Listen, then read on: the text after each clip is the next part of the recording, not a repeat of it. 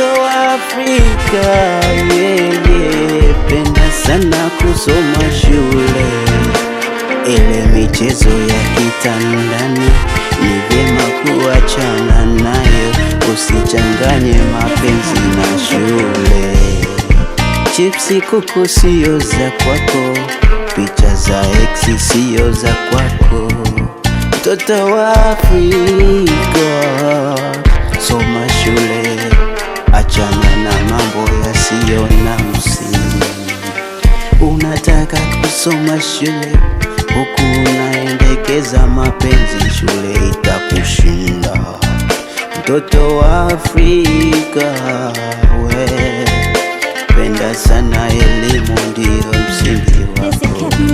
Kaludi baba mmoja toka safari ya mbali, watoto wake wakaja kumtaka hali. Kavimba yote mapacha, homa kali, mwili akitetemeka. Akawambia kama mnataka mali mtaipata shambani. Shambani elimu kwa mtoto, shambani elimu kwa mtoto. Mpeleke mtoto shule, usilawiti mtoto wa mtu, kwani mtoto wa mwenzako ni mtoto wako. Linda mtoto wa mwenzako kama wako, mwonyeshe upendo na mshikamano. Saidia kadiri unavyoweza, mtoto wa mwenzako ni mtoto wako.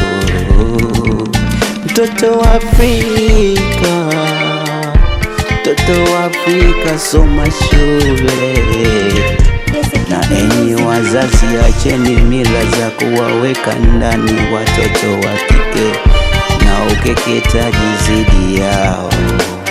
Wape fursa sawa watoto wako, huwezi jua huyo ndio atakaye kusaidia kesho.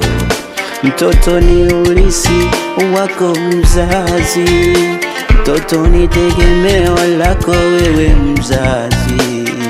Mtoto ndiyo maisha yako ya baadaye, mjali na mpende sana mtoto.